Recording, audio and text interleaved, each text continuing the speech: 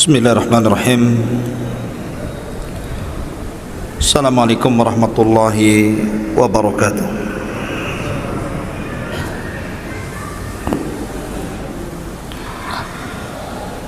Alhamdulillah, salatu wassalamu ala rasulillah wa ala alihi wa sahbihi wa mawalah, wa la hawla wa la quwata illa billahi wa ba'du. Qala Allahu azza wa jalla, ya ayyuhalladzina amanu taqullaha haqqa tuqatih wa la tamutunna illa wa antum muslimun. Fa in asdaqal hadithi kitabullah wa khairal huda huda Muhammadin sallallahu alaihi wasallam wa syarrul umuri muhdatsatuha wa kullu muhdatsatin bid'ah wa kullu bid'atin dhalalah wa kullu dhalalatin finnar. Ma'asyiral muslimin yang dimuliakan Allah Subhanahu wa taala, alhamdulillah pada malam hari ini kita bisa kembali berkumpul di Masjid Muhajirin, di Masjid Al-Khair. Insyaallah pada malam hari ini kita akan membahas satu tema sejarah. Kita akan berkisah satu sosok yang sangat fenomenal. Dia berkuasa 2 tahun 5 bulan dan 10 hari. 2 tahun 5 bulan dan 5 hari, afwan. Tetapi walaupun singkat menjadi khalifah, di zamannya berhasil menegakkan keadilan. Bahkan simbol keadilan yang ditegakkan khalifah ini sampai hari ini dibaca oleh para khatib pada setiap Jumat.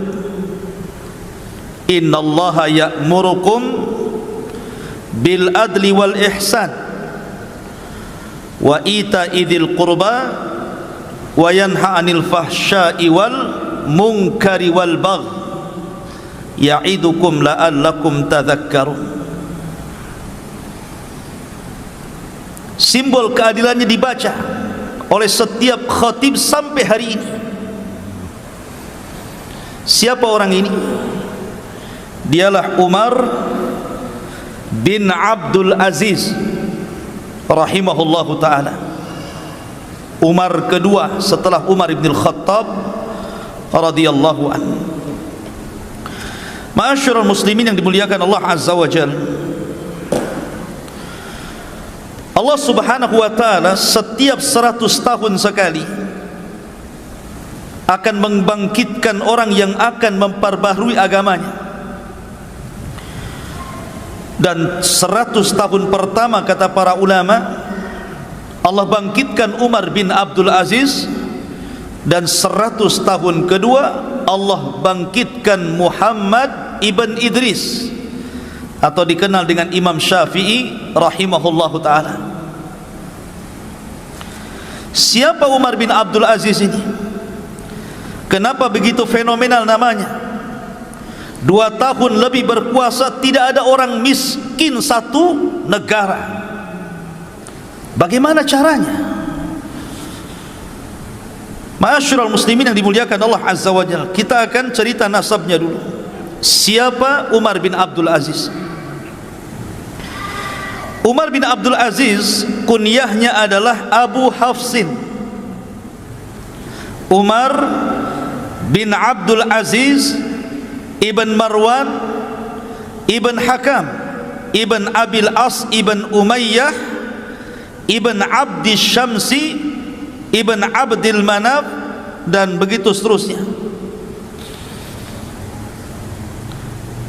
Adapun ayahnya adalah Abdul Aziz Ibn Marwan Ibn Hakam, termasuk dari para pemimpin terbaik dari Bani Umayyah. Dulu ayahnya itu menjadi gubernur Mesir 20 tahun di zaman kekuasaan Abdul Malik Ibn Marwan. Adapun ibunya Abdul Aziz, Umar bin Abdul Aziz ini namanya Ummu Asim, kunyahnya namanya Laila bintu Asim ibn Umar ibn al-Khattab. Jadi ibunya itu keturunan Umar ibn Khattab. Ada satu kisah dari kisah Laila bintu Asim ibn Umar ibn al-Khattab ini. Jadi suatu ketika di zaman Amirul Mukminin Umar ibn al-Khattab, Umar ini sedang mengadakan jalan-jalan malam, melihat orang-orang miskin apa yang dihajatkan mereka. Mungkin bahasa kitanya belusukan, tapi malam-malam bukan siang-siang, dan tidak bawa wartawan. Kemudian dia melihat satu tenda yang lain mati, karena bagaimanapun lampu itu disediakan pemerintah. Tidak sembarang menghidupkan lampu kecuali ada hajat. Jadi ada satu tenda itu masih nyala. Maka Umar bin Khattab kemudian mendekati tenda itu. Rupanya dalam tenda itu ada percakapan dua wanita, seorang ibu dan putrinya. Kata sang ibu, "Nak, malam ini waktunya kita mencampur air susu untuk kita jual besok. Bagaimana kalau kita tambah air supaya banyak untungnya?" Maka anak putrinya mengatakan, "Janganlah, Bu. Bukankah Amirul Mukminin Umar bin Khattab melarang untuk curang dalam berdagang?" Kata ibunya, "Bukankah dia tidak melihat kita, tidak mendengar kita?" Kata putrinya, "Ya, walaupun Umar tidak melihat, walaupun Umar tidak mendengar, tapi Umar punya Tuhan yang bisa melihat dan mendengar kita." Ketika Umar melihat dan mendengar percakapan wanita itu, takjub Umar itu. Kok masih ada orang jujur?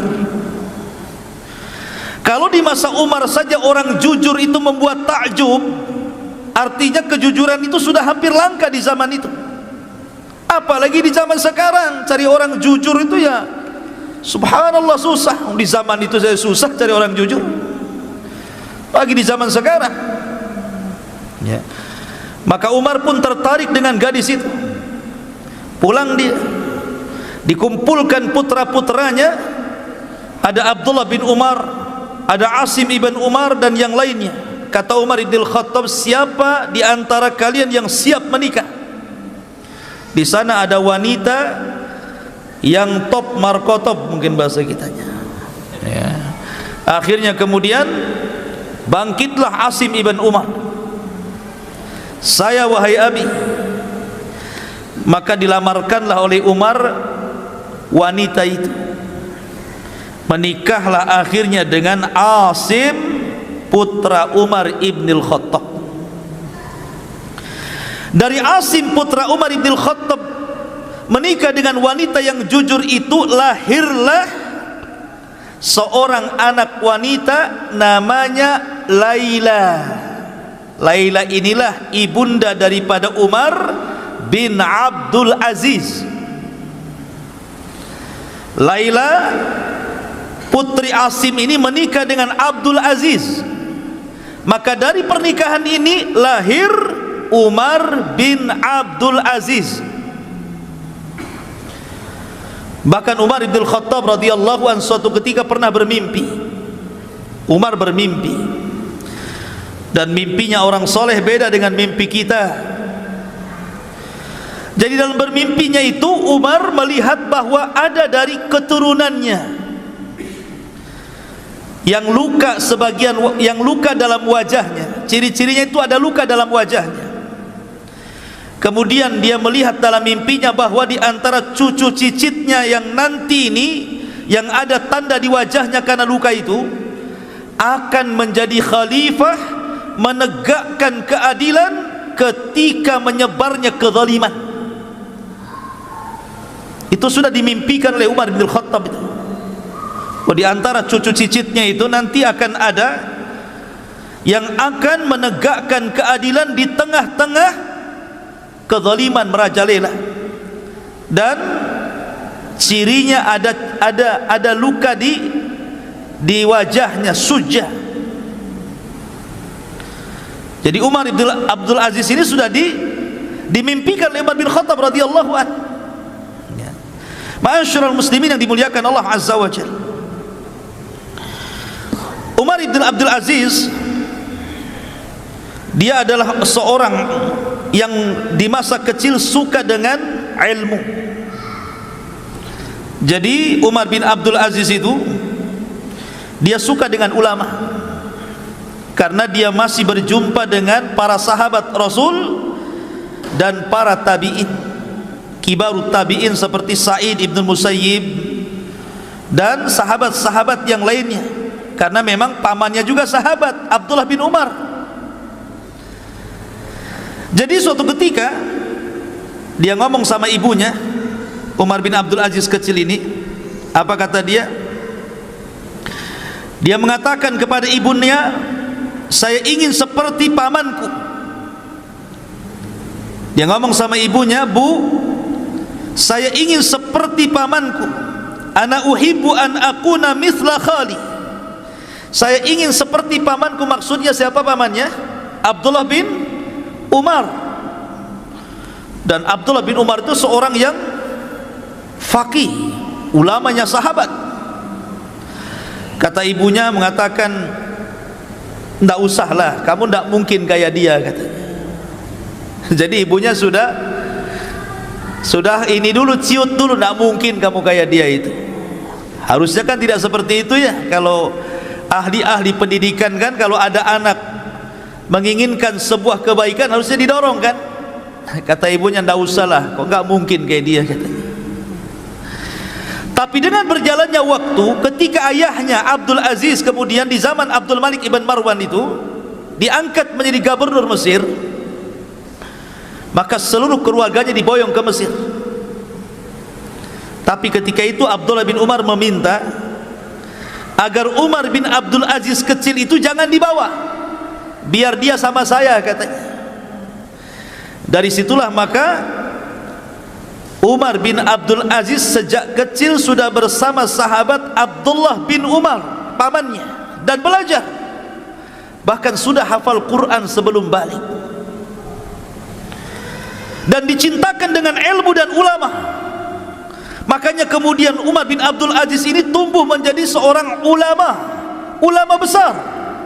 Bahkan dimasukkan dalam deretan fuqaha tabi'in, ahli fikihnya para tabi'in. Umar bin Abdul Aziz ini luar biasa. Ma'asyiral muslimin yang dimuliakan Allah azza wa jalla, di antaranya adalah bagaimana talabatul ilminya Umar bin Abdul Aziz ini dijelaskan. Di antara guru-guru beliau adalah dari kalangan tabi'in seperti Sa'id ibn Musayyib. Sa'id ibn Musayyib ini yang menikah dengan salah satu putri Abu Hurairah, dan dia menjadi pemimpin para tabi'in. Kemudian juga dia belajar kepada Ubaidillah ibn Abdillah ibn Utbah ibn Mas'ud radhiyallahu an. Dan juga banyak kalangan sahabat dan para tabi'in yang diambil ilmunya, sehingga lambat laun akhirnya Umar bin Abdul Aziz menjadi ulama besar. Bahkan dikatakan di antara guru-gurunya 30 lebih dari kalangan para sahabat Nabi sallallahu alaihi wasallam dan 25 dari kalangan para tabi'in. Jadi banyak guru-gurunya, dan dia menjadi ulama besar di zamannya. Taib, saya tidak akan memperpanjang tentang nasab beliau. Saya ingin langsung kepada inti apa yang kita bicarakan pada malam hari ini, kisah pilu dari Umar bin Abdul Aziz dibunuh oleh seorang budak dan ditangisi para fuqara wal masakin. Itu temanya. Sebab kalau kita ambil semua kisah beliau tidak cukup, mungkin 5 atau 6 pertemuan, terlampau banyak. Kisah beliau ini banyak dicatat para ulama karena menakjubkan kisahnya. Ma'asyiral muslimin yang dimuliakan Allah Azza wa Jalla, di antaranya adalah salah satu penggalan kisahnya adalah ketika Umar bin Abdul Aziz menjadi khalifah. Nanti bagaimana menjadi khalifah nanti saya akan ceritakan satu penggalan kisah dulu. Ketika Umar bin Abdul Aziz ini menjadi Amirul Mukminin, Umar bin Abdul Aziz ini, maka dia berhasil mengumpulkan harta zakat yang melimpah luar biasa. Semua keluarga kerajaan harus bayar zakat, semua orang kaya harus bayar zakat, semua yang punya tanggungan hutang harus dibayar. Sehingga Umar bin Abdul Aziz berhasil menerapkan sistem zakat dalam satu tatanan negara, dan itu diterapkan betul dengan hukuman. Akhirnya banyak orang-orang kaya, para pejabat, para pemimpin, akhirnya mereka menyerahkan harta-harta zakat mereka dan dikumpulkan di Baitul Mal. Kemudian ketika itu Umar bin Abdul Aziz memanggil para karyawannya, pengepul-pengepul zakat itu, dan mengatakan, anfiquha 'alal fuqara, ambil harta di Baitul Mal, infakkan, cari orang fakir, kasih zakat mereka. Jangan ada satupun orang yang fakir yang tidak kebagian zakat. Cari orang fakir miskin dimanapun berada, kasih zakatnya. Maka bergeraklah pasukan amil zakat ini mencari orang-orang fakir dan miskin, sehingga tidak ada satupun fakir dan miskin kecuali mendapatkan sedekah dan zakat dari Baitul Mal. Anehnya hartanya masih ada, tidak habis. Kemudian dilaporkan kepada Umar bin Abdul Aziz, harta masih melimpah wahai Amirul Mukminin. Kemudian Umar bin Abdul Aziz ngomong gitu, kalau begitu jahizu bihal juyush, kalau begitu hartanya yang sisa itu berikan untuk mencukupi para tentara, ya. Sejahterakan para tentara biar layak dengan gaji yang mereka dapati. Akhirnya kemudian harta itu dikeluarkan lagi, kemudian dibagi-bagi bagi para tentara. Rupanya harta itu masih banyak. Kemudian mereka mengatakan, ya Amirul Mukminin, juyusul Islam tajubud dunya. Wahai Amirul Mukminin, para tentara-tentara Islam mereka sudah kaya semua. Kemudian Umar bin Abdul Aziz kemudian bicara, kalau begitu jawwijus syabab, cari anak-anak muda yang belum kawin, modali, danai, kawinkan. Oh, enak nih kalau punya pemimpin kayak gini, ya. Disuruh anak-anak muda yang belum kawin itu, siapa yang mau kawin tinggal ngomong ke Baitul Mal, maka sudah ada dananya. Ada dananya untuk maharnya, untuk walimahnya, untuk acaranya, semua free, gratis. Bahkan mereka mengatakan, man kana yuridu zawaj, barang siapa di antara kalian yang ingin menikah, datang kemari. Kemudian masih banyak juga hartanya.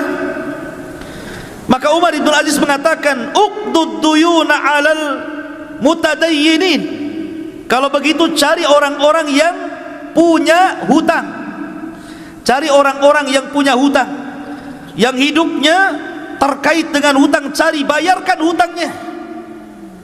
Dicari orang-orang yang punya hutang itu. Kamu punya hutang berapa? Sekian, bayarkan sana. Kamu punya berapa? Sekian, bayarkan sana. Kan enak tuh punya presiden kayak gini, ya. Ma'asyiral muslimin yang dimuliakan Allah Azza wa Jalla, setelah semuanya dibayari hutang-hutang itu, sudah tidak ada yang punya hutang lagi, masih numpuk juga hartanya di Baitul Mukminin itu. Maka Umar bin Abdul Aziz mengatakan, ungduru ilal masihiyyin wal yahud, kalau begitu lihat bagaimana kondisi orang-orang Nasrani dan Yahudi. Bagaimana kondisi orang-orang Nasrani dan Yahudi? man kana alaihi dainun fasaddidu anhu. Kalau seandainya mereka punya hutang, bantu mereka, ambil dari baitul mu'min, baitul mal, bayarkan itu. Carinya orang Yahudi, orang Nasrani yang punya hutang, kamu punya hutang berapa? Sekian, nih bayarkan sana. Sampai kepada Nasrani Yahudi merasa senang dengan kepemimpinan Umar bin Abdul Aziz ini. Sampai ketika sudah semuanya, sudah orang miskin sudah dinafkahi, orang yang punya hutang sudah dibayarkan, para tentara sudah dicukupkan, orang-orang kafir juga dibantu, sudah nggak ada lagi, tapi harta masih banyak. Maka Umar bin Abdul Aziz mengatakan, kalau begitu belikan uang dari baitul mal itu, biji-biji gandum, sebarkan di gunung-gunung, agar jangan orang mengatakan bahwa burung-burungnya Bani Umayyah kelaparan. Sampai kepada burung diperhatikan, ikhwan.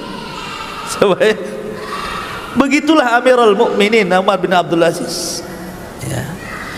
Makanya Umar bin Abdul Aziz itu seorang khalifah yang tidak pernah dilahirkan di zamannya, dan tidak pernah ada orang yang diwafatkan setelahnya. Satu-satunya orang kayak gitu itu. Tidak ada lagi orang yang dilahirkan seperti dia, dan setelah wafat tidak ada lagi orang yang persis seperti dia. Satu-satunya produk langka ini, Umar bin Abdul Aziz rahimahullahu ta'ala. Ma'asyiral muslimin yang dimuliakan Allah Azza wa Jalla, bagaimana kisahnya dia jadi khalifah? Suatu ketika, ikhwatu fiddin, kita tahu bahwa ada terjadi khilaf, ya. Apakah dia lahir di Mesir, apakah dia lahir di Madinah? Pendapat yang kuat berdasarkan pendapat Imam Zahabi rahimahullahu ta'ala, bahwa beliau lahir di Madinah Al-Munawwarah, tinggal di situ, ngapal Quran di situ, belajar di situ kepada para ulama, karena di zamannya masih melimpah para sahabat dan para tabi'in yang sangat mulia. Ma'asyiral muslimin yang dimuliakan Allah Azza wa Jalla, suatu ketika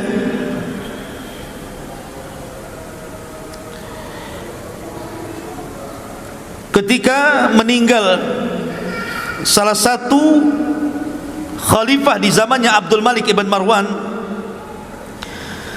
Ketika itu kita tahu bahwa Khalifah Abdul Malik ibn Marwan itu sangat menyukai Umar bin Abdul Aziz.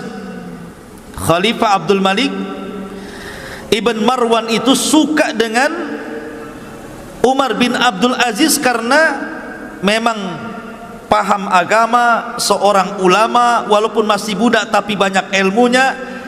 Akhirnya kemudian dia pun diangkat untuk menjadi salah satu gubernur di daerah yang masih kecil, ya, di daerah yang masih kecil, dijadikan gubernur di situ. Lah terkadang ikhwatu fillah muliakan Allah Azza wa Jal, dia selalu mengirim surat kepada khalifah, yang inti surat itu selalu mengingatkan khalifah. Di antaranya adalah amma ba'du inna qara'in wa kullukum mas'ul an ra'iyatih, Allahu la ilaha illahu la yajma'annakum ila yaumil qiyamati la raiba fih wa man asdaqu minallahi haditha. Isi suratnya, sesungguhnya engkau pemimpin wahai khalifah, dan engkau akan dimintai pertanggungjawabannya di hadapan Allah. Allah tidak ada sesembahan yang berhak disembah kecuali Dia. Sungguh Allah akan mengumpulkan kalian pada hari kiamat yang tidak ada keraguan di dalamnya, dan tidak ada yang lebih benar ucapannya melebihi Allah subhanahu wa ta'ala. Begitulah nasihat-nasihat yang dilontarkan oleh Umar bin Abdul Aziz kepada Khalifah Abdul Malik ibn Marwan di masa dia menjadi gubernur, sampai akhirnya meninggal dunia Khalifah Abdul Malik ibn Marwan. Kemudian diganti oleh anaknya, namanya Al-Walid ibn Abdul Malik ibn Marwan.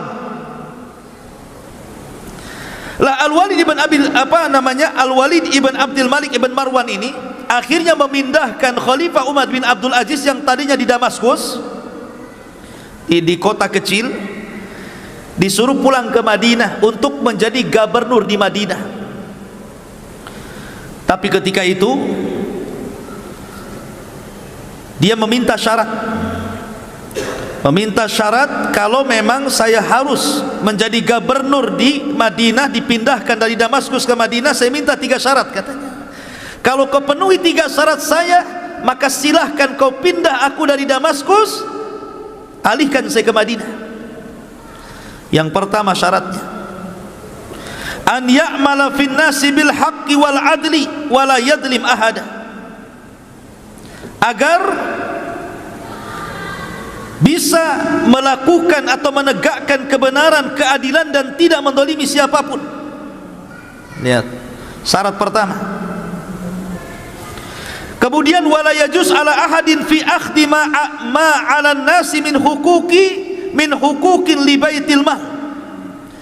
Tidak boleh seseorang mengambil hak-hak orang lain kecuali memang dia punya hak yang diberi dari baitul mal, dari badan zakat. Yang kedua, agar senantiasa diberikan waktu dia bisa haji. Jadi saya jadi khalifah di Madinah, tapi saya juga harus haji ke Mekah. Jangan jadi khalifah ketika haji sibuk saya waktu haji tolong saya kasih cuti biar saya bisa haji. Kemudian yang ketiga,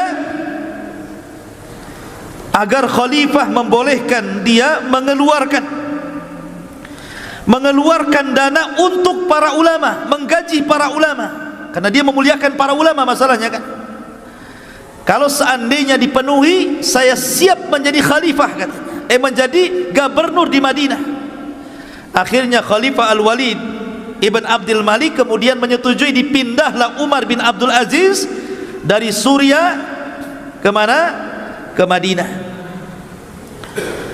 Rupanya ikhwatu fiddin, di Madinah ini dia sangat dicintai para ulama, sangat dicintai masyarakatnya, sehingga akhirnya kekuasaannya melebar sampai ke Hijaz. Hijaz itu Mekah, Madinah dan sekitarnya gitu. Yang tadinya Madinah saja akhirnya melebar, maka dia menguasai, menjadi gubernur Hijaz. Lah ketika itu dia mendengar bahwa Hajjaj ibn Yusuf Al-Thaqafi itu mau mengarah ke Madinah. Lah Umar bin Abdul Aziz itu paling tidak suka dengan Hajjaj ibn Yusuf. Kenapa? Karena dia zalim masalahnya. Dia tidak suka dengan kezaliman. Akhirnya dia menyurati khalifah agar jangan sampai dipertemukan dengan Hajjaj, jangan sampai Hajjaj itu ke Madinah atau ke Mekah. Batalkan perjalanannya, saya tidak mau ketemu dengan dia. Sakit hati Hajjaj ini. Akhirnya kemudian bermanuver politik, bagaimana caranya menurunkan Umar bin Abdul Aziz dari gubernur Hijaz itu. Betul-betul dimainkan politik sama dia. Akhirnya terpengaruh juga khalifah itu. Kemudian dicopotlah Umar bin Abdul Aziz menjadi gubernur Hijaz. Setelah dicopot menjadi gubernur oleh Al-Walid Ibn Abdul Malik, ditarik ke Damaskus untuk menjadi penasehat raja. Oh, rupanya dinaikkan ya. Tidak jadi gubernur tapi jadi penasehat, tim penasehat raja, khalifah. Lah kedekatan itulah akhirnya ketika Al-Walid Ibn Abdul Malik ini semakin dekat dengan Umar bin Abdul Aziz, mendapatkan nasihat, tausiah, wejangan gitu ya. Akhirnya kemudian dia pun banyak terpengaruh dengan Umar bin Abdul Aziz, sampai akhirnya Allah takdirkan Al-Walid Ibn Abdul Malik meninggal. Kemudian kekuasaan jatuh kepada saudaranya Sulaiman bin Abdul Malik Ibn Marwan. Lah di masa Sulaiman inilah, Sulaiman itu juga sangat memuliakan Umar bin Abdul Aziz, sangat memuliakan sekali. Sampai ada satu kisah ketika Keduanya berada di sebuah tempat di manasik haji. Jadi ketika haji ini berdua, Umar bin Abdul Aziz dan Sulaiman ibn Abdul Malik ibn Marwan ini dengan khalifah. Kemudian Sulaiman bin Abdul Malik ibn Marwan ini memanggil saking banyaknya jemaah haji, akhirnya dia takjub dan mengatakan, ma aktsarul hujjaj. Wahai Umar, maksudnya Umar bin Abdul Aziz, kau tidak lihat betapa banyak orang-orang yang haji itu ya, ribuan jumlahnya. Tetapi Umar bin Abdul Aziz mengatakan, fa innahum sayatuna alaika yaumal qiyamah. Sesungguhnya banyaknya orang-orang itu nanti pada hari kiamat akan datang kepadamu, katanya. Ya. Nanti orang-orang itu nanti pada hari kiamat akan datang kepadamu dan mengadu di hadapan Allah Subhanahu wa taala, apakah engkau memimpin dengan adil ataukah tidak memimpin dengan adil. Oh, dinasihati khalifah. Mereka akan datang kepadamu pada hari kiamat. Tadinya bangga kan, banyak kali orang yang haji itu, katanya khalifah. Kata Umar, orang sebanyak itu nanti akan datang pada hari kiamat ditakut-takuti. Mereka akan menjadi khusama'uka yaumal qiyamah, akan menjadi musuh pada hari kiamat. Mereka akan menuntut haknya di hadapan Allah Subhanahu wa taala. Dari situlah akhirnya Sulaiman ibn Abdul Malik menangis dan merasa bersalah. Lah sebelum wafatnya Sulaiman bin Abdul Aziz, Sulaiman ibn Abdul Malik ini, dia ngirim surat, isinya wasiat. Harusnya ketika dia meninggal itu kan masih ada saudara-saudaranya kan, ada Yazid ibn Abdul Malik ibn Marwan, ada Hisham ibn Abdul Malik ibn Marwan gitu kan. Harusnya yang jadi setelah meninggalnya Sulaiman itu Yazid ibn Abdul Malik ibn Marwan. Ternyata ketika dia nulis surat wasiat, rupanya tidak ditulis nama Yazid di situ, tapi ditulis nama Umar bin Abdul Aziz. Jadi sebelum wafatnya dia nulis surat, nanti kalau saya meninggal, maka kekuasaan ini saya berikan kepada Umar bin Abdul Aziz. Dengarkan, taati perintahnya karena dia khalifah kalian. Maka betul-betul ketika meninggal dunia dibuka surat wasiatnya. Aku sudah mewasiatkan kepada orang setelahku yang pantas menjadi khalifah, dialah Umar bin Abdul Aziz, maka dengarkan dan taati perintahnya. Jadi justru saudara-saudaranya tidak menjadi, harusnya kan saudaranya tuh, ini kenapa orang lain? Karena Sulaiman bin Abdul Malik ibn Marwan tahu karakter-karakter saudaranya kan. Nih kalau saudaranya jadi raja masalah nih. Makanya kemudian dia takut di hadapan Allah, dipilihnya Umar bin Abdul Aziz menggantikan Sulaiman Sulaiman putra daripada Abdul Malik ibn Marwan. Coba anak-anak ya, jangan ribut ya. Ada satu kisah yang menarik ikhwan. Ketika di permulaan beliau menjadi khalifah, ketika dia mendengar bahwa telah datang wasiat dari Sulaiman bin Abdul Malik ibn Marwan bahwa ketika dia meninggal Umar bin Abdul Aziz harus jadi khalifah, dia tidak pernah keluar dari masjid. Tidak pernah keluar dari masjid ya. Dia ketakutan dengan wasiat itu, sehingga kemudian dia pun menolak untuk dibaiat. Dia menolak untuk dibaiat sampai-sampai setelah kemudian dia mendapatkan kabar, apa kata beliau di hadapan manusia ini ketika dia mendapatkan kabar bahwa dia sudah diwasiati untuk menjadi khalifah sepeninggal Sulaiman, dia pun mengatakan,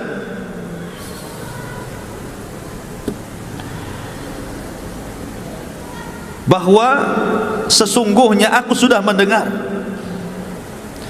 bahwa khalifah sudah memberikan amanah kepadaku agar aku menggantikan posisinya menjadi khalifah kaum muslimin. Kemudian dia mengatakan, demi Allah, saya berceramah di hadapan kalian wahai kaum muslimin, sesungguhnya tidak ada niat bagiku menjadi khalifah. Saya minta kalian untuk melepaskan baiat-baiat kalian dari pundakku, dan saya serahkan urusan kepada kalian. Silahkan cari pemimpin sesuka kalian. Lari dia, tidak mau jadi pemimpin ya. Jadi ketika dia melihat surat wasiat itu, dia langsung cuci tangan, tidak mau. Dia menangis berhari-hari di masjid itu. Kemudian setelah itu menemui manusia dan mengatakan, sebaiknya kalian lepaskan baiat-baiat kalian dari pundakku, silahkan bermusyawarah, cari pemimpin yang layak selainku. Lihat, kalau sekarang terbalik, jangan pilih dia, pilih aku. Itu sekarang, ya kan?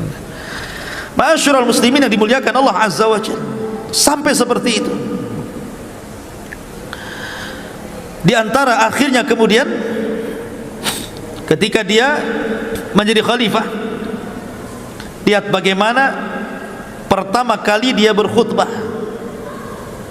Tapi orang-orang kan tidak mau, tetap memilih Umar bin Abdul Aziz karena sudah tahu siapa dia, akhlaknya, ilmunya, bagaimana pemuliaan ulama kepadanya gitu. Masyarakat malah dukung masalahnya. Jadi tidak mau tidak, terpaksalah dia jadi khalifah. Akhirnya dikumpulkan kaum muslimin. Lihat ceramah beliau. Di permulaannya dia mengatakan, ayyuhan nas, inni qad ubtulitu bihadzal amri ghaira ra'yin kana minni fi wala talabatan lahu wala masyuratan minal muslimin wa inni qad khala'tu ma fi a'naqikum min bai'ati fakhtaru li anfusikum. Ini khutbah pertamanya nih. Wahai manusia, sungguh aku telah diuji dengan perkara khalifah ini. Sungguh aku telah diuji dengan perkara khalifah ini. Kenapa aku dipilih tanpa ada ideku, tanpa ada musyawarah dari kaum muslimin, tanpa ada permintaan dariku? Sesungguhnya aku melepaskan kekhilafahan dari pundakku. Berkumpullah kalian, silahkan pilih pemimpin sesuka kalian. Kemudian di ujung ceramahnya Rasulullah dia mengatakan, Umar bin Abdul Aziz, ayyuhan nas, man ata Allah wajabat ta'atuhu wa man asallah fala ta'ata lahu, ati'uni fima ata'tullah wa asaitu wa as fa idza asaitullaha fala ta'ata li alaikum. Wahai manusia, barang siapa yang taat kepada Allah, wajib ditaati orang itu. Barang siapa yang bermaksiat kepada Allah, jangan ditaati orang itu. Maka taatilah kepadaku. Jikalau aku berada di atas ketaatan kepada Allah, maka jangan pernah kalian taat kepadaku jikalau aku bermaksiat kepada Allah subhanahu wa ta'ala. Lihat, memang betul-betul khulafaur rasyidin ikhwan menegakkan syariat Islam ala minhajin nubuwah. Umar bin Abdul Aziz, makanya ada sebagian para ulama, Umar bin Abdul Aziz itu adalah Imam Mahdi yang ditunggu-tunggu. Imam Mahdi yang ditunggu-tunggu. Walaupun pendapat ini berdasarkan takwil dan dilemahkan para ulama, tapi ada ulama yang mengatakan seperti itu, bahwa fase-fase itu sudah lewat. Kan ada fase nubuah, ada fase mulkun warahmah, ada fase mulkun adud, ada fase mulkun jabarut, gitu ya. Itu sudah lewat, ditutup dengan Umar bin Abdul Aziz, tinggal nunggu kiamat aja. Itu ada sebagian ulama pendapat seperti itu. Tapi ini pendapat ini dibantah oleh para ulama bahwa Imam Mahdi bukan Umar bin Abdul Aziz, tapi nanti di akhir zaman. Tapi dengan adanya yang sebagian ulama mengatakan seperti itu, memang betul-betul dia menegakkan keadilan di tengah-tengah ketika itu menyebar kezaliman. Karena ciri-ciri Imam Mahdi itu apa? Menyebarkan keadilan di tengah-tengah tersebarnya kezaliman, kan itu. Ma'asyiral muslimin yang dimuliakan Allah, baik, saya akan bercerita beberapa kisah yang menarik sepanjang dia menjadi khalifah.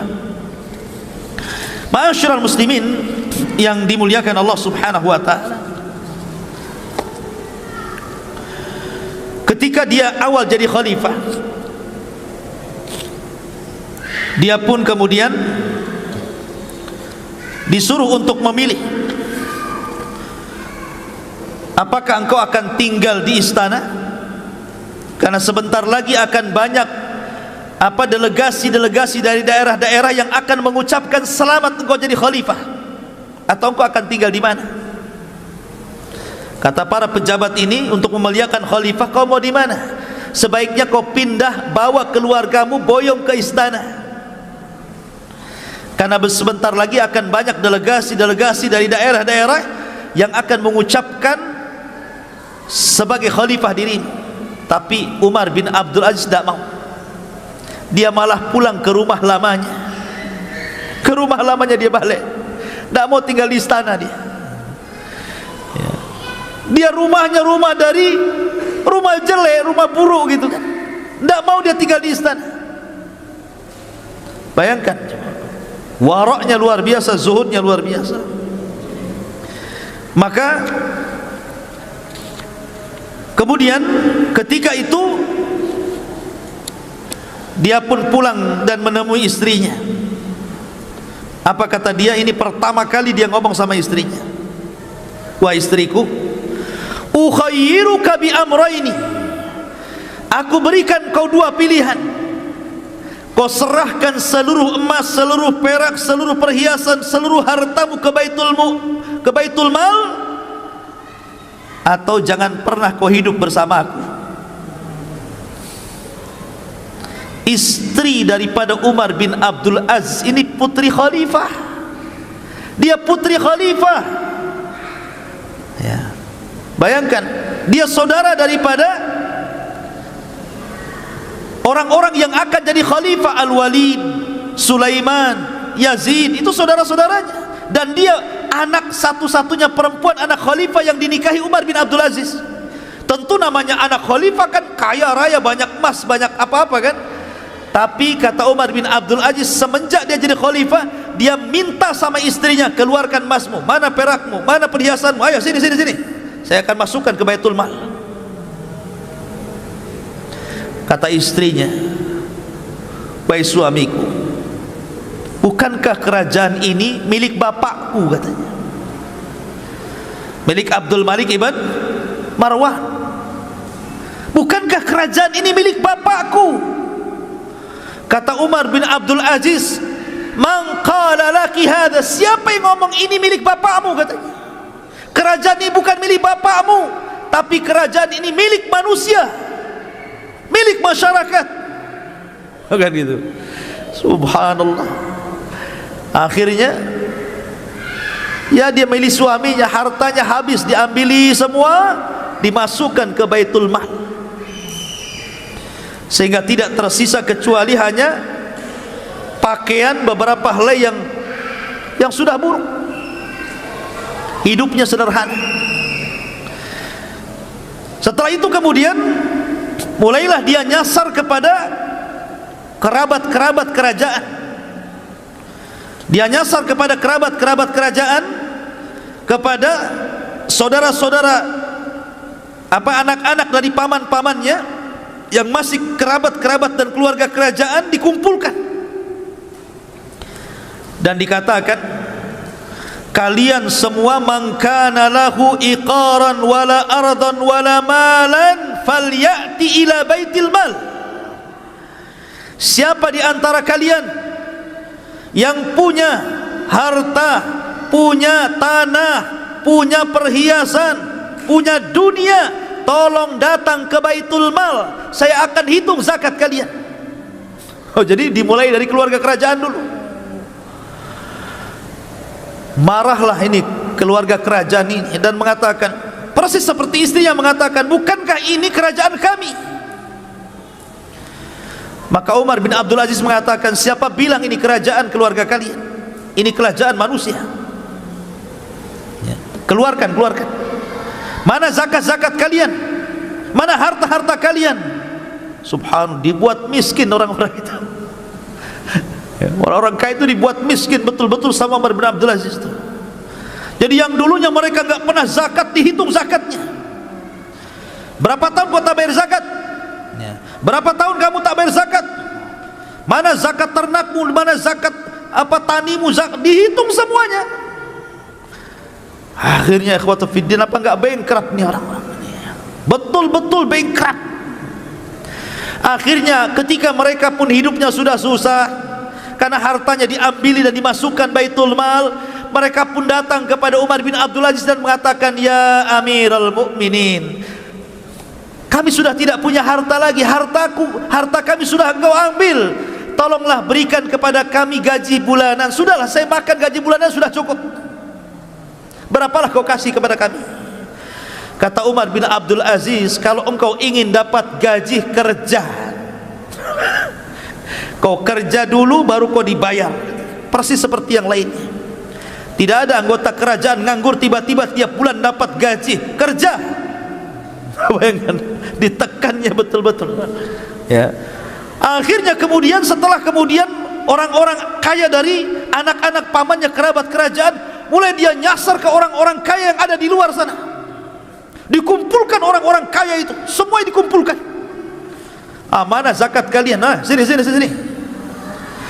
Setelah dikumpulkan dan diambil semua zakatnya orang-orang kaya itu, memang betul-betul dia terapkan zakat betul.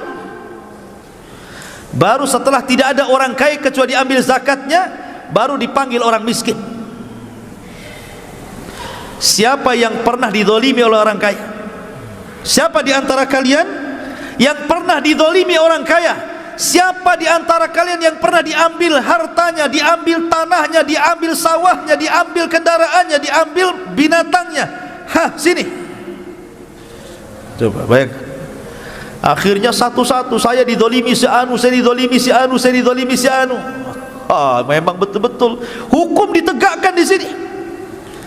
Maka orang-orang miskin pun kemudian mendapatkan hak-hak yang terdoliminya. Dari situlah terpupuk kecintaan orang fakir, orang miskin kepada Umar bin Abdul Aziz.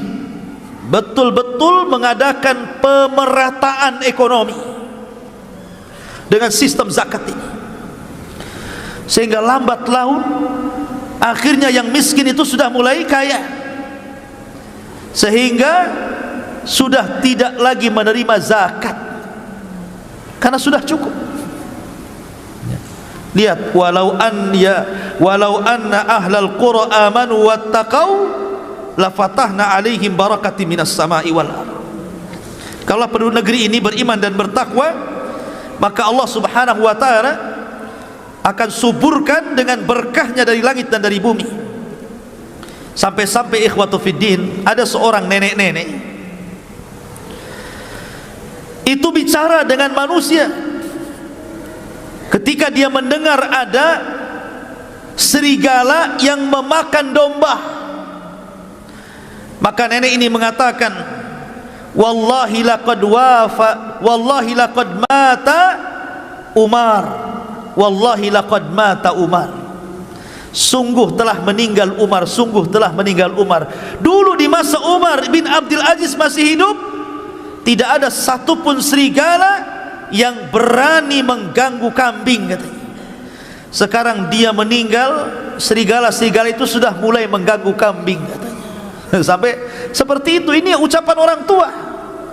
Saking amannya di zaman Umar bin Abdul Aziz. Ma'asyiral muslimin yang dimuliakan Allah Azza wa Jalla.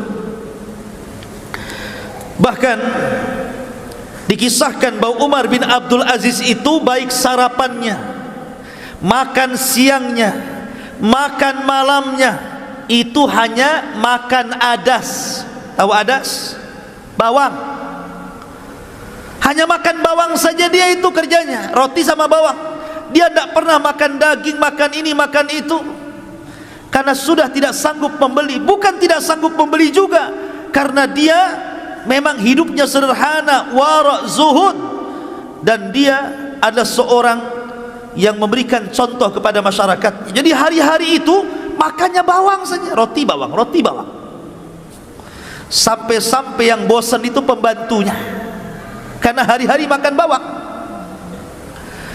Datanglah pembantunya kepada istrinya Umar bin Abdul Aziz, Fatimah, dan mengatakan, ya Fatimah, laqad malaltu min aklil adas.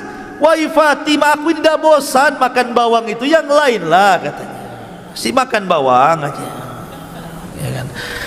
Maka Fatimah mengatakan, ittaqillah, inna hadza ta'amu maulak. Umar bin Abdul Aziz, bertakwalah kau kepada Allah, sesungguhnya adas itu makanan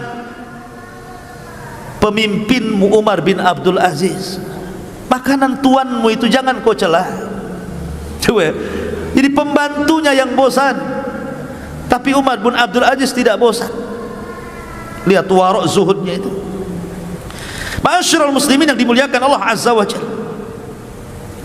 Bahkan suatu ketika Umar bin Abdul Aziz ini malam-malam masuk masjid. Malam-malam masuk masjid. Namanya masjidnya gelap, tidak ada orang, tidak tahu kalau di masjid itu ada orang tidur. Kemudian kesepak kakinya sama Umar bin Abdul Aziz, marah, ya, dan mengatakan, ya Majnun, ya Majnun, katanya. Dibilang gila. Hei orang gila, kenapa kau sepak kaki, katanya. Dibilang, ini pengawal Umar bin Abdul Aziz sudah emosi dia. Gimana coba khalifah dibilang Majnun? Dalam riwayat khimar, ya himar, wahai keledai, katanya. Lebih kasar lagi. Kata penjaganya ini, biarkan saya tangkap orang itu. Kata Umar bin Abdul Aziz, kan malam-malam, dia hanya tanya, apakah saya gila? Maka ku jawab, lastu majnunan, saya enggak gila. Apa salahnya, katanya. Pergi-pergi. Bagaimana akhlaknya? Ini pengawal ini sudah marah gitu, ya. Masa kemudian khalifah dibilang Majnun? Tapi Umar ingin meredakan suasana dan mengatakan, dia itu tidak mengatakan saya gila. Dia tanya, apakah saya gila? Saya jawab, saya tidak gila. Kita pergi. Seperti itu akhlak dia. Kalau sekarang di medsos antum menghina presiden, pencemaran nama baik, tangkap besok, ya. Ma'asyiral muslimin yang dimuliakan Allah Azza wa Jalla, ya. Akhlak luar biasa. Bahkan Umar bin Abdul Aziz mengumpulkan wuzara dan umarah. Jadi masing-masing gubernur dari daerah-daerah mana saja itu disuruh datang ke ibu kota, mengadakan rapat besar-besaran. Setelah mereka duduk di kursi, mulailah Umar bin Abdul Aziz mengatakan, saddidu duyunan nas, kullu man kana lahu dainun sadadna, at'imul fuqara. Maka Umar bin Abdul Aziz mengatakan, kalian harus memenuhi hutang-hutang kalian, bayarkan hutang-hutang kalian. Kalau kalian punya hutang, mengambil hak rakyatnya, kembalikan kepada rakyat. Kemudian jangan lupa orang-orang fakir, jangan lupa dengan orang-orang fakir. Begitulah Umar bin Khattab menasihati para gubernur, selalu diingatkan dengan fuqara, fuqara dan fuqara, ya. Kasih makan orang miskin, orang miskin, orang miskin, itu diingatkan terus. Subhanallah. Umar bin Abdul Aziz itu gajinya cuma 2 dirham, bukan dinar, dirham. Dirham itu separuh dinar. Kalau satu dirham itu berapa? 4 gram lebih. Berarti kalau dinar 2 gram lebih. Berarti kalau seandainya 1 gramnya anggap 1 juta, berarti 1 dirham itu 2,5 juta lah. 2 dirham tambah 2,5 juta, jadi gajinya 5 juta. Itu maksudnya. Itu kalau emasnya 1 gram 1 juta ya. Terkadang ada emas 500, kalau emasnya 500 ya separuhnya, ya berarti gajinya Umar bin Abdul Aziz itu cuma 2,5 juta. Masih besar gajinya ini ya, guru-guru PNS. Coba bayangkan, gajinya 2 dirham, 2 dinar afwan. Sampai suatu ketika Umar bin Abdul Aziz ini dia lewat pasar, kemudian di pasar itu dia melihat ada inab itu ada anggur. Dia suka pengen makan anggur itu, pengen makan anggur dia. Dimasukkannya ini, nggak ada duit. Khalifah nggak ada duit, dikoceknya Iwan. Pulang dia temui Fatimah istrinya, dan dia mengatakan, halaki dirhamun ya Fatimah, apakah engkau punya uang 1 dirham wahai Fatimah? Apakah engkau punya uang 1 dirham wahai Fatimah? Maka kemudian Fatimah mengatakan, walima ya Umar, untuk apa wahai Umar? Kata Umar ibn Abdul Aziz mengatakan, laqad marartu ala suq fara'aitu inaban fastahaitu. Aku tadi lewat di pasar, rupanya aku melihat ada inab, ada anggur, aku pengen membelinya tapi tak ada duit. Kemudian Fatimah mengatakan, ya Umar, anta amiral mu'minin wa la yujad fi baitika dirhamun wahid. Kata Fatimah, wahai Umar, engkau suamiku, engkau ini pemimpin kaum muslimin, masa di rumahmu tidak ada uang 1 dirham? Masa di rumahmu tidak ada uang 1 dirham? Maka lihat jawabannya. Kata Umar bin Abdul Aziz, hadza ahwanu alayya min mu'alajati ahwali yaumul qiyamah.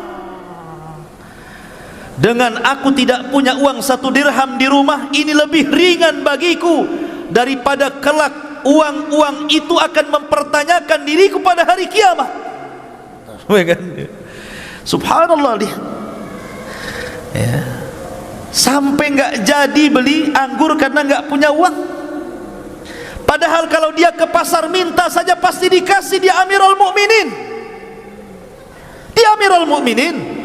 dia minta anggur, masa nggak dikasih ya. Tapi lihat bagaimana zuhud waraknya.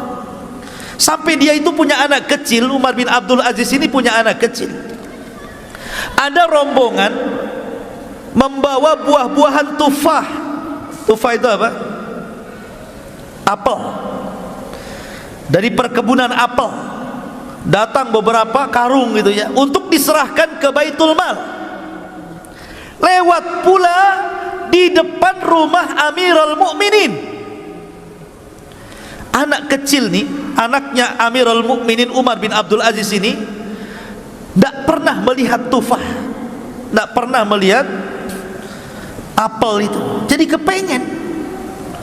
Coba, anak-anak orang miskin sudah biasa makan apel, ini anak Amirul Mukminin lihat apel saja aneh gitu kan. Luar biasa ini kan, susahnya ini. Jadi ketika melihat ada orang bawa rombongan bawa apel ini, anak ini lari, kemudian hampir mengambil. Namanya anak-anak belum berakal, karena ingin kepengennya itu apel itu, dikejarnya tufah itu. Setelah kemudian berhasil gitu, dan penjaga pun dia tahu ini anak Amirul Mukminin, tidak berani mencegah lah kan begitu. Anak khalifah udah di tangan itu 1 apel itu dan hampir dimakan. Tiba-tiba datang bapaknya Umar bin Abdul Aziz, dipegang tangannya, jangan dimakan, ini bukan milik kita. Kemudian diserahkan lagi, ngamuk anak ini, namanya anak kecil kan, kayak diambil mainannya, pokoknya nangis. Akhirnya digendongnya oleh Umar bin Abdul Aziz, dibawa pulang, tetap nangis di rumah. Istrinya marah, ya Amirul Mukminin, ya Umar, kenapa kau buat anakmu menangis? Kata Umar bin Abdul Aziz, demi Allah, ketika aku melihat anak ini mengambil tufah tadi dan hendak memakannya, kemudian ku ambil dari mulutnya, seolah-olah aku mencabut hatiku dalam dadaku, karena aku juga tidak tega. Tetapi aku teringat pada hari kiamat, kalau seandainya ini akan dipertanggungjawabkan di hadapan Allah, apa yang harus aku katakan di hadapan Allah Subhanahu wa taala? Subhanallah. Ini pemimpin kayak gini kapan lagi adanya, coba bayangkan, saking takutnya dia, Umar bin Abdul Aziz. Ma'asyiral muslimin yang dimuliakan Allah Azza wa Jalla, suatu ketika datang salah satu gubernur dari daerah menuju pusat menemui Umar bin Abdul Aziz di malam hari. Maka Umar pun memasukkan dia ke dewan pertemuan. Kemudian dinyalakan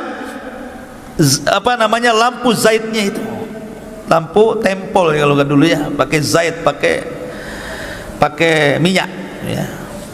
Dah mulailah Umar bin Abdul Aziz berdiskusi, bertanya, gimana soal orang miskin di daerahmu, gimana orang susah di daerahmu, bagaimana zakat, gimana sedekah, gimana kondisi masyarakatku, gimana begini, pokoknya tanyalah hal ikhwal tentang kondisi kaum muslimin yang ada di wilayah gubernur itu. Maka setelah gubernur ini alhamdulillah mengatakan di wilayah kami aman, terkendali, begini, sampai akhirnya dia balik tanya, gubernur ini balik tanya, wa kaifa haluka ya amiral mu'minin, wa kaifa haluka ya amiral mu'minin, bagaimana kondisimu wahai amiral mu'minin? Saya lihat kau memakai baju yang sudah agak robek, agak usang. Kemudian mulailah satu persatu tanya. Kata Umar bin Abdul Aziz, tunggu ya, saya tidak akan jawab dulu pertanyaanmu, tunggu dulu sebentar. Bangkit, ambil lampu, ditiupnya. Kita ngomong gelap-gelap. Tadi apa kamu nanya soal saya? Jadi gubernur mengatakan, kenapa kau padamkan lampu? Lima atfa'tal asyiraj, kenapa kau padamkan lampu? Jadi kita gelap-gelap lah jadinya. Kata Umar bin Abdul Aziz, kalau kau tanya soal aku berarti ini pertanyaan pribadi, nggak ada kaitan dengan negara. Lampu itu milik negara. Tapi kalau kau bertanya soal rakyatku, soal bangsaku, soal negaraku, soal zakat, soal fuqara, soal miskin, ku hidupkan. Karena ini memang urusan negara dan lampu itu milik negara. Bayangkan coba, ada khalifah kayak gini gara-gara lampu. Sampai ketika datang hadiah. Nih Umar bin Abdul Aziz dikasih hadiah berupa minyak wangi. Minyak wangi yang sangat harum sekali. Ketika itu datang minyak wangi, tiba-tiba serbannya ditutupkan ke mulutnya. Pokoknya jangan sampai mencium itu. Kata Muzahim, ya Amirul Mukminin, bukankah minyak wangi itu untuk diambil harum-harumnya? Karena tidak mungkin dimakan, tidak mungkin diminum. Kenapa kau tutup? Kata Umar bin Abdul Aziz, justru karena itu saya belum jelas ini minyak wangi ini hadiah untukku atau untuk negara, diserahkan ke Baitul Mal. Kalau seandainya ini diserahkan ke Baitul Mal, aku sudah menciumnya padahal aku tidak berhak menciumnya, karena ini milik masyarakat, bukan milikku. Bayangkan kan? Katanya Muzahim, bukankah enggak diminum, enggak dimakan? Justru itu minyak wangi itu yang memang di mana-mana enggak diminum, enggak dimakan, manfaatnya jadi cium kan, begitu kan? Akhir tetap dia tidak mau mencium minyak wangi, ditutupnya pakai serban ini, sampai akhirnya masukkan ke Baitul Mal, katanya. Masukkan dia ke Baitul Mal. Seperti itu ikhwatu fiddin Umar bin Abdul Aziz. Ma'asyiral muslimin yang dimuliakan Allah Azza wa Jalla. Sampai suatu ketika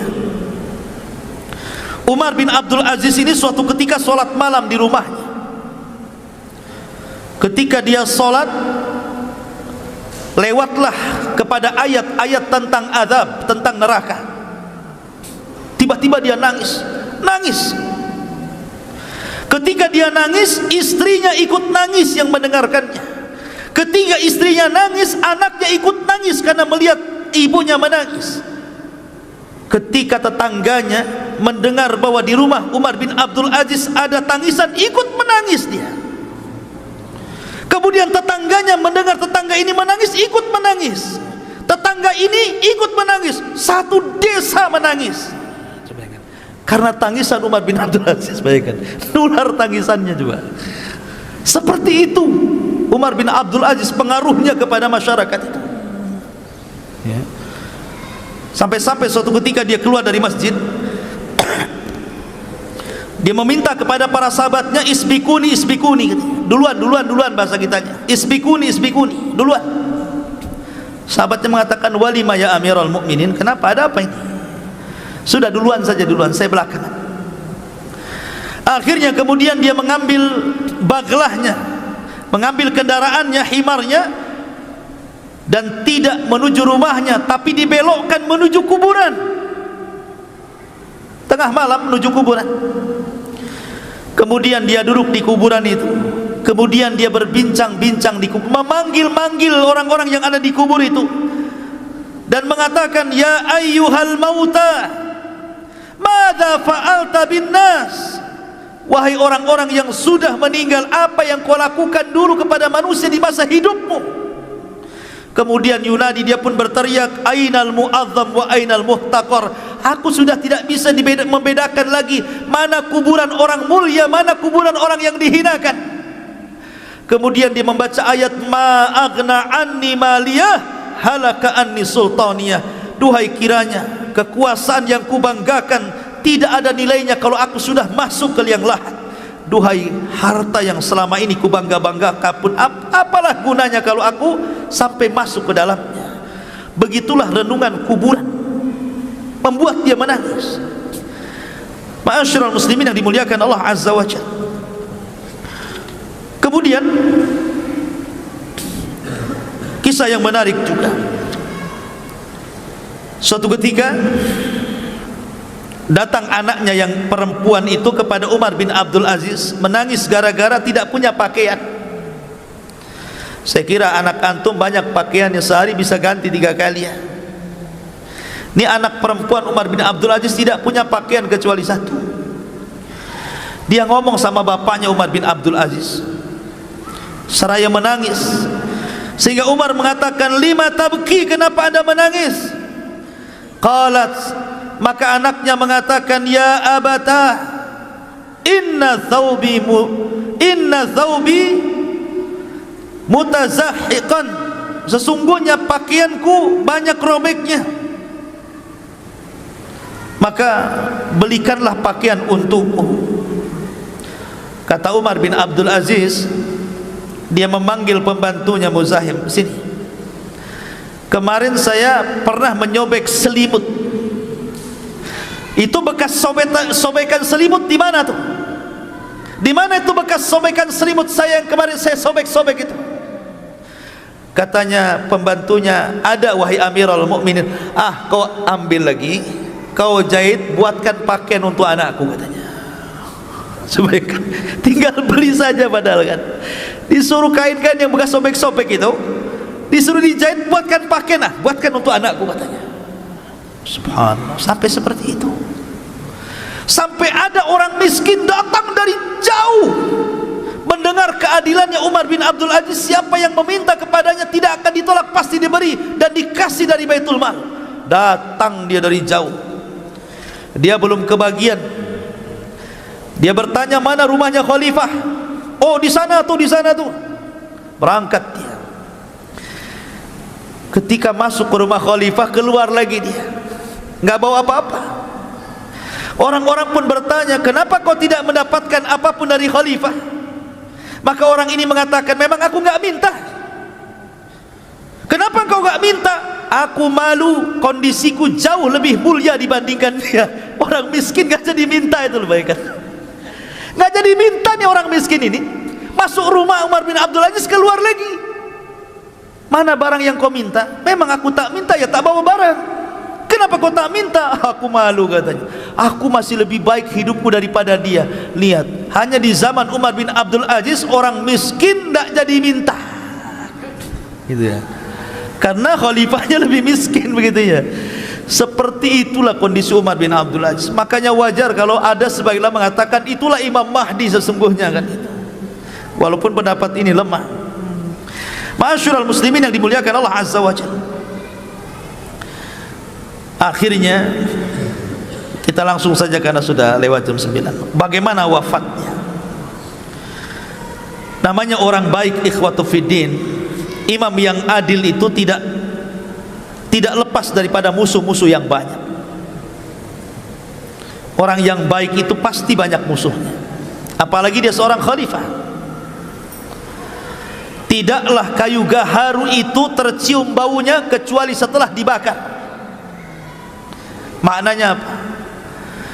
Terkadang dengan banyaknya musuh itu menunjukkan kualitas orang itu, ya. Orang baik itu pasti dimusuhi orang, dan setelah meninggal baru diketahui kebaikannya. Lah, disitulah anak-anak daripada Abdul Malik ibn Marwan setelah Sulaiman ibn Abdul Malik kan masih ada Yazid, ada Hisham dan beberapa orang. Yazid ini enggak sabar. Sebenarnya kalau Umar bin Abdul Aziz meninggal dunia, Sulaiman bin Abdul Malik sudah mewasiatkan yang jadi khalifah sepeninggal Umar bin Abdul Aziz adalah Yazid bin Abdul Malik. Tapi Yazid ini tidak sabar, ingin jadi khalifah. Apalagi sudah sakit hati keluarganya, diambili hartanya, ya kan, merasa dimiskinkan begitu oleh Umar bin Abdul Aziz.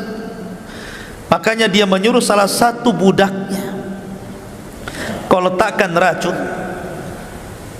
pada makanan Amirul Mukminin Khalifah Umar bin Abdul Aziz. Sebagai imbalannya, ku beri kau 1000 dinar.